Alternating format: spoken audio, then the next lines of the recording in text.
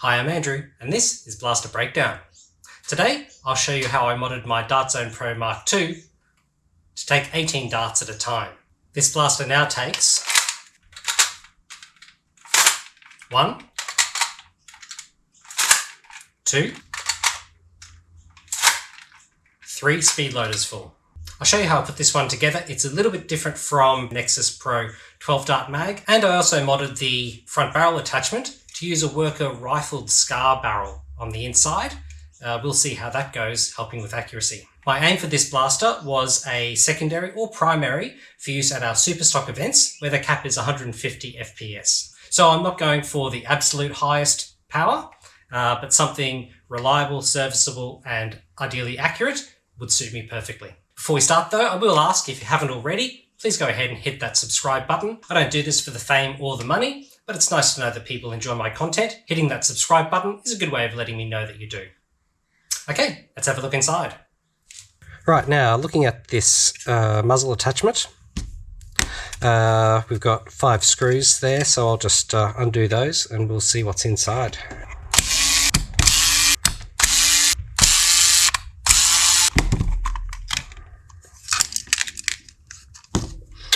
Oh, this might be really easy. So that just pops out. Doesn't quite fit. Pretty close. So it's about 5mm longer than the original one, which sits inside these bits here. So I think the easiest thing is just to cut this bit here, because this bit friction fits onto a Worker or 16mm outer diameter barrel. Doesn't actually do the rifling until you get to here. So I think the easiest thing is just going to be cut that shorter and slot it in.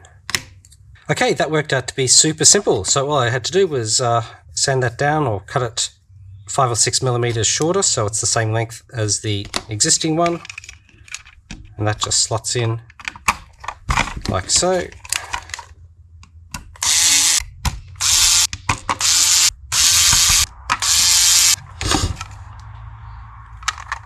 And there we are. Actually, there is a bit of wiggle. Obviously, the outer diameter of this barrel is slightly wider than the scar, so that's no trouble. I will just open up again and put a bit of tape around each end to make it thicker, and that'll center it without wiggle.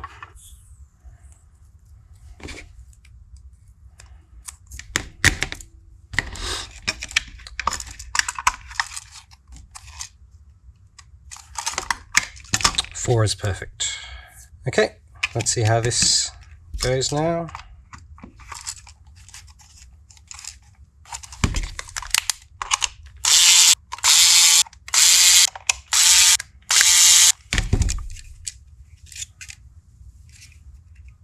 Perfect.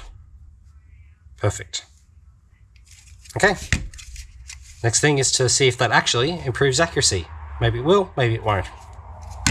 Okay, this has been an interesting mod. I've had several changes of plans. My initial plan was to use a 15-round Dart Zone Pro MK1 mag in the grip.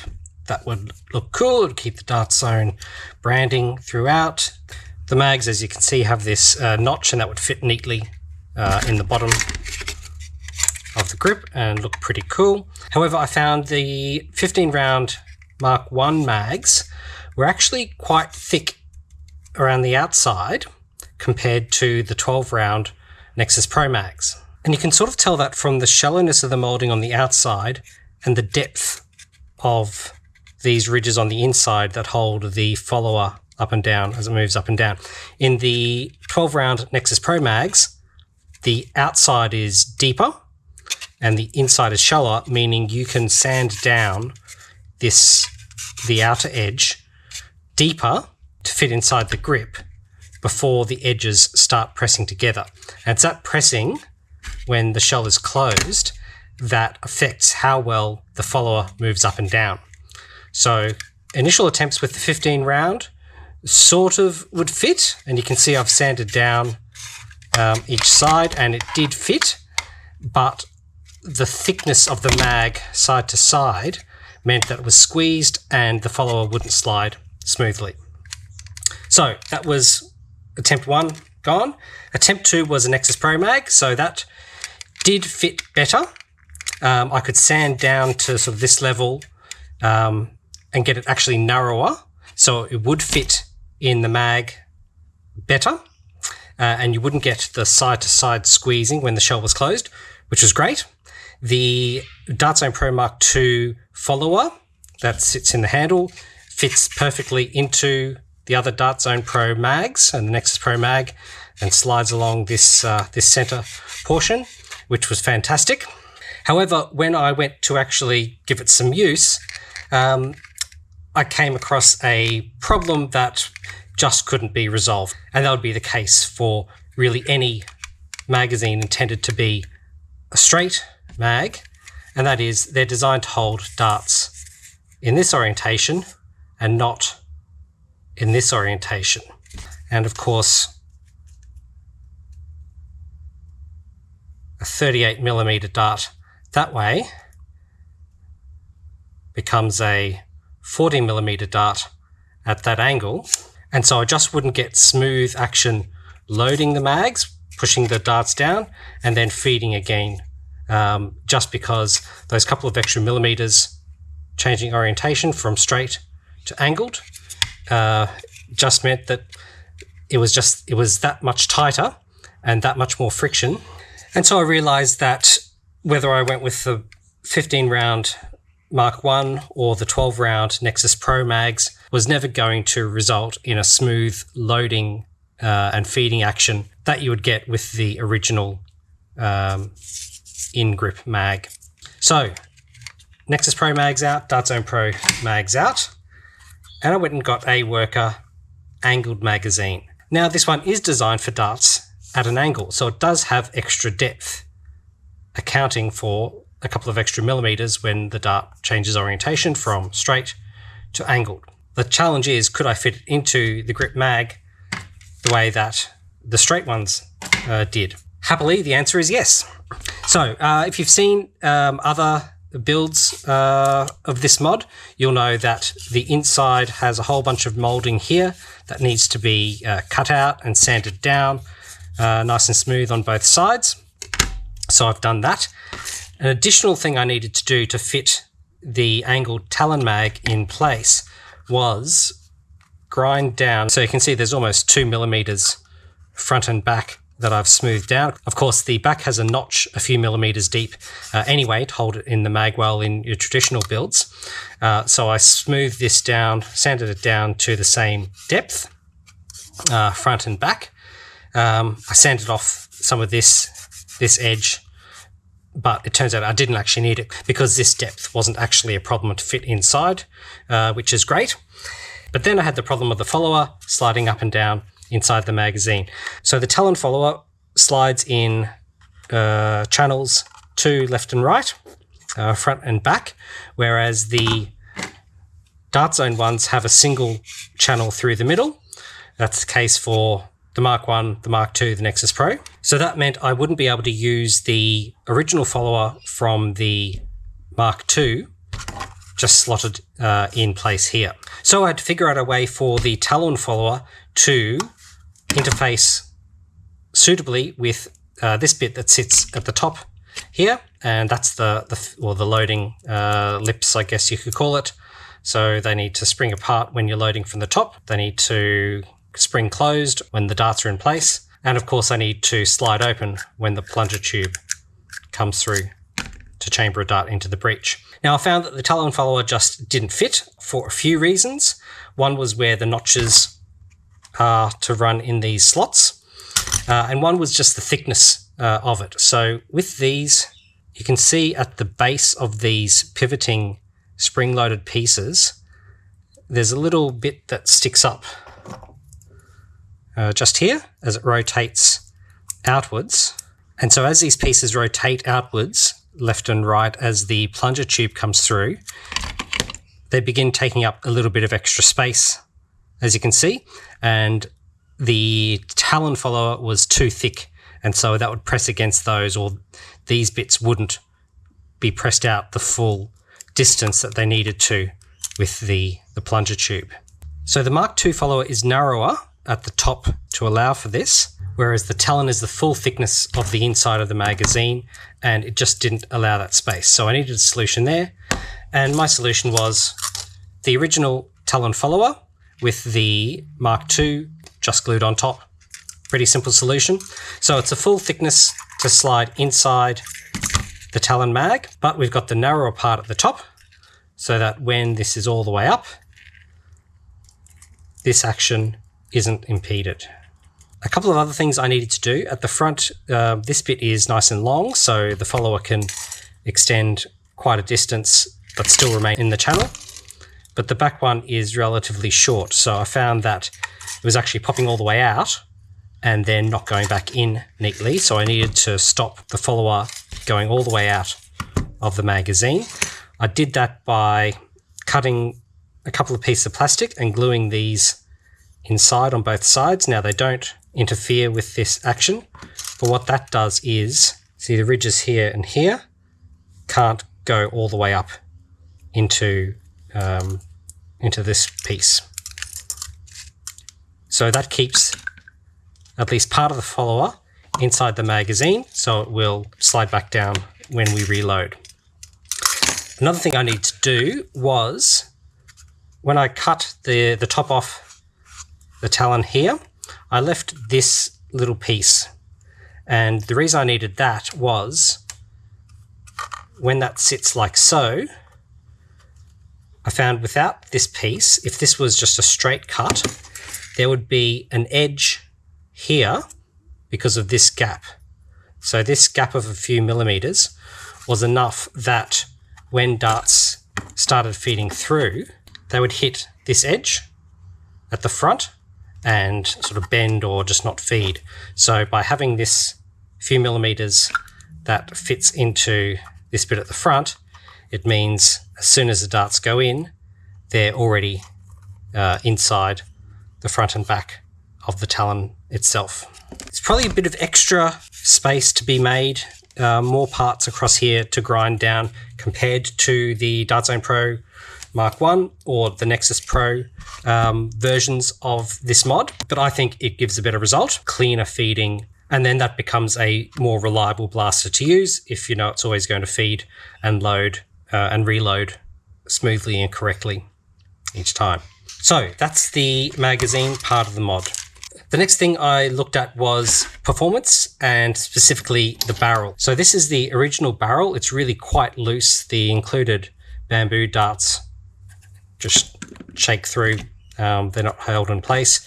Your Gen 3s have a better seal, but I wanted to try with a tighter barrel. So I got a hybrid barrel from Spectre, so 17/32 brass inside 16mm aluminium, and that's a much tighter seal. However, at the spring loads that I'm aiming for, which is an FPS limit of no more than 150 so that I can use this blaster at super stock events, it almost seemed that this was too tight and there'd be too much friction for lower spring loads or with smaller spaces compared to some of the mods, for example, Bradley Phillips's, where he used a fairly beefy spacer and was able to get much higher FPS. It seems to me that this barrel is probably a bit too tight. Maybe your results will differ. This is one of those blasters where results really seem to vary between people doing different mods, but that's what I found. So I then got a worker barrel. So this is the same length, and this is a worker barrel from a Prophecy power kit, had part of it left over, so I just cut that to the right length. And so the inner diameter of this one would be between the stock barrel and the hybrid barrel with 17/32 brass. So still a good seal for the Gen 3s, which is my target dart. And what I've done here at the interface is a few wraps of Teflon tape underneath, pressed it into the front of this breech, and then some electrical tape, as you can see, holding it in place. So that's my breech and barrel. From the same worker barrel, I also cut this piece. It's 7mm or so, and I fit that into the spring rest at the back, and that still leaves enough space that the spring doesn't pop out anymore, and you'd sort of begin flicking the spring out when you prime it, and it won't operate correctly. But that should bump up my FPS just a bit, just enough. That's the aim. So that's the catch and spring rest part of the back. Okay, other things I did for performance is the front of the plunger tube, this O-ring, I've got a little bit of Teflon tape around underneath that to improve the seal going into the breech. I also tried Teflon tape underneath the plunger O-ring and got really variable results. So without any tape, the air seal is not particularly good. I mean, you can feel it coming out the back here. With a few wraps of tape, you can get a very good seal to the point where you sort of can't compress it further than about there. However, I found that would then reduce the FPS, presumably due to increased friction, especially at the sort of the front part of the plunger tube. So I tried a bit less tape and a bit less tape, and even with only a single layer wrapped around, I still didn't find improved performance compared to having no tape.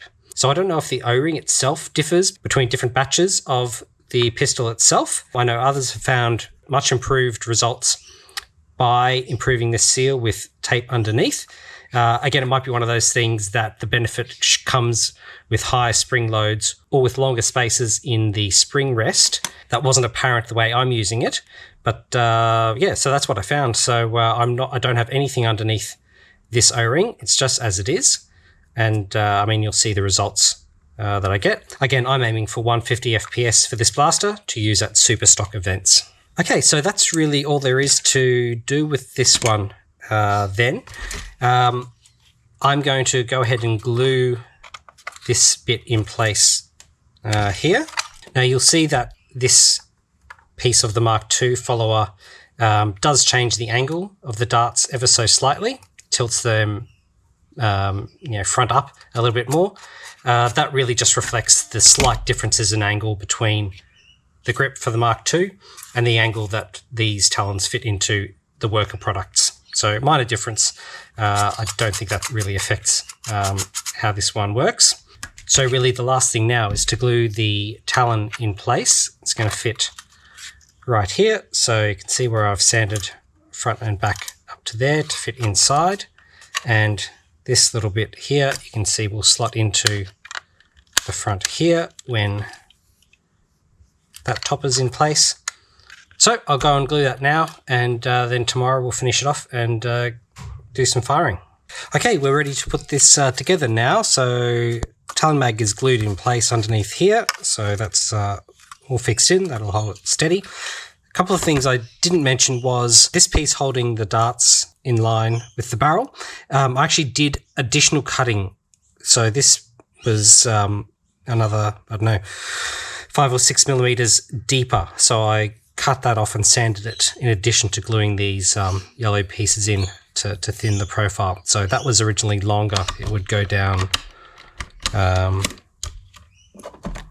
don't know, sort of that far or so. So that's something I did just to allow the Talon follower to advance a bit further. But then obviously the orange pieces, so it doesn't advance so far that it slides out of the grooves.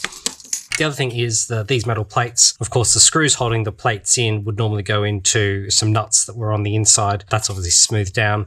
So they're just glued in place, both the screws and the plates themselves are glued to the sides of the handles. So let's begin putting this together.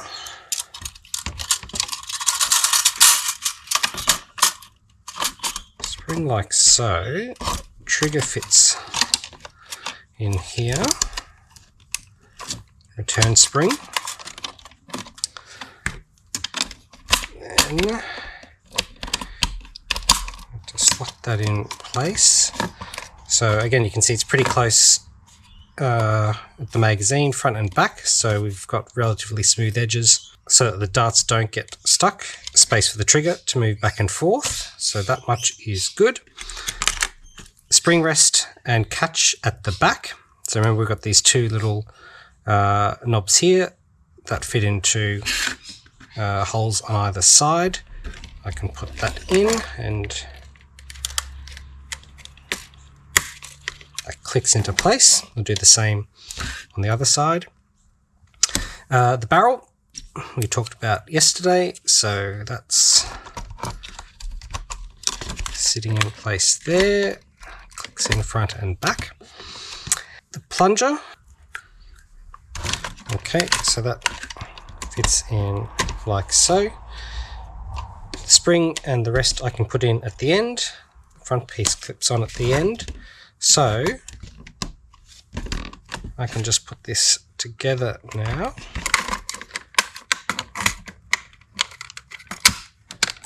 So this clips in,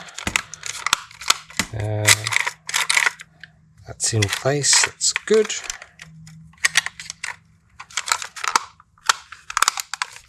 It's all holding it nicely, so we can screw it together.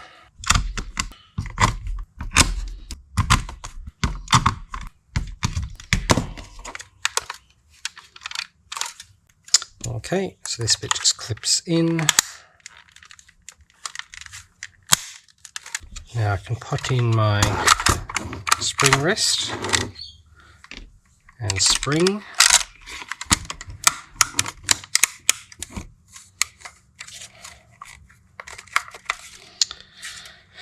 Looks good. Then my slide.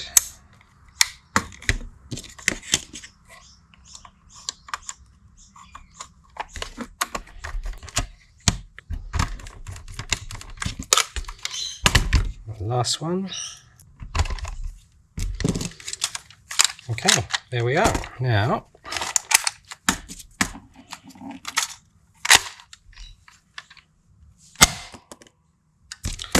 it's pretty good.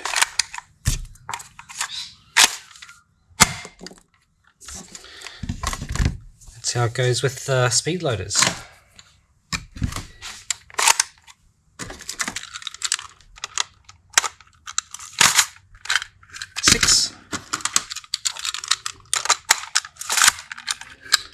12,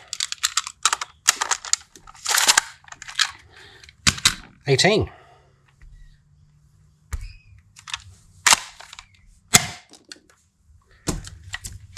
Yeah, pretty happy with that.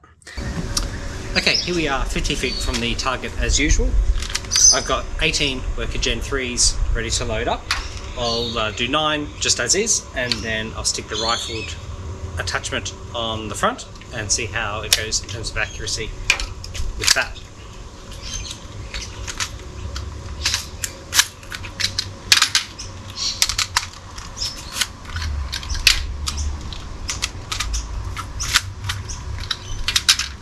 We'll load it up.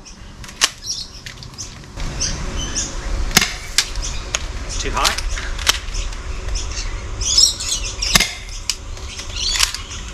Too high again. Good.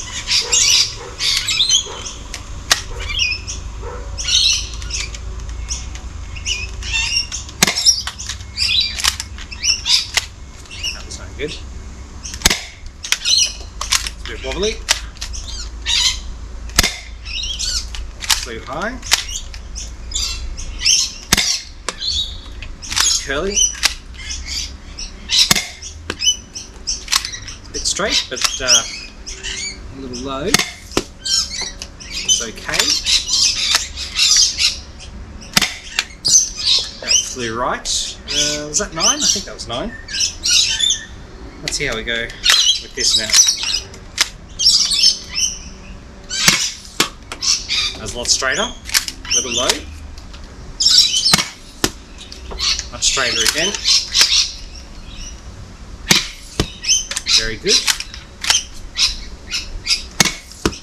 Very good. And target again. Very good.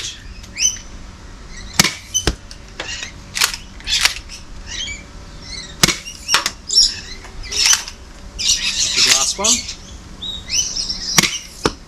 That was low and right. Okay, so just from here I can tell that the rifle attachment did help with accuracy. maybe a bit of variability in dart quality, but with that I had some darts swing high, veer left or right, but with the rifled attachment, much straighter, pretty much every shot was on target. I believe any extra dip due to the reduced FPS would just be a matter of adjusting your elevation. But yep, I plan on using this attachment when I use this blaster during gameplay. So there you have it. That's the Dart Zone Pro MK2 18 Dart Talon mod with the Worker rifled SCAR front barrel attachment. Please leave any questions or comments below, and don't forget to like and subscribe. Thanks for watching. We'll see you next time.